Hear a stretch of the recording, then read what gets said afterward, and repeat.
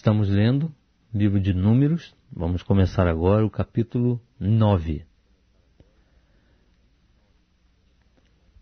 Também falou o Senhor a Moisés no deserto de Sinai, no primeiro mês do segundo ano depois que saíram da terra do Egito, dizendo: Celebrem os filhos de Israel a Páscoa a seu tempo determinado.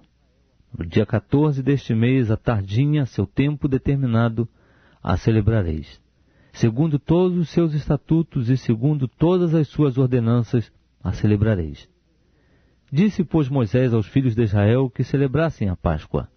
Então celebraram a Páscoa no dia 14 do primeiro mês, à tardinha, no deserto de Sinai, conforme tudo que o Senhor ordenara a Moisés, assim fizeram os filhos de Israel. Ora, havia alguns que se achavam imundos por terem tocado o cadáver de um homem, de modo que não podiam celebrar a Páscoa naquele dia. Pelo que no mesmo dia se chegaram perante Moisés e Arão. E aqueles homens disseram-lhes: Estamos imundos por havermos tocado o cadáver de um homem. Por que seríamos privados de oferecer a oferta do Senhor a seu tempo determinado no meio dos filhos de Israel? Respondeu-lhes Moisés: Esperai para que eu ouça o que o Senhor há de ordenar acerca de vós.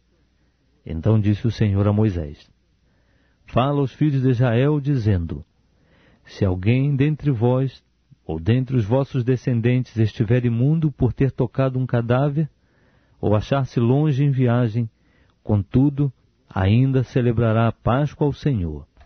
No segundo mês, no dia 14 à tardinha, a celebrarão. Comê-la-ão com pães ázimos e ervas amargas. Dela não deixarão nada até pela manhã, nem quebrarão dela osso algum, segundo todo o estatuto da Páscoa a celebrarão. Mas o homem que estando limpo e não se achando em viagem, deixar de celebrar a Páscoa, essa alma será extirpada do seu povo, porquanto não ofereceu a oferta do Senhor a seu tempo determinado. Tal homem levará o seu pecado. Também, se um estrangeiro peregrinar entre vós e celebrar a Páscoa ao Senhor, segundo o estatuto da Páscoa e segundo a sua ordenança, a celebrará. Haverá um só estatuto, quer para o estrangeiro, quer para o natural da terra. No dia em que foi levantado o tabernáculo, a nuvem cobriu o tabernáculo, isto é, a própria tenda do testemunho, e desde a tarde até pela manhã havia sobre o tabernáculo uma aparência de fogo. Assim acontecia de contínuo, a nuvem cobria e de noite havia aparência de fogo. Mas sempre que a nuvem se alçava de sobre a tenda, os filhos de Israel partiam, e no lugar em que a nuvem parava, ali os filhos de Israel se acampavam. À ordem do Senhor os filhos de Israel partiam, e à ordem do Senhor se acampavam. Por todos os dias em que a nuvem parava sobre o tabernáculo, eles ficavam acampados.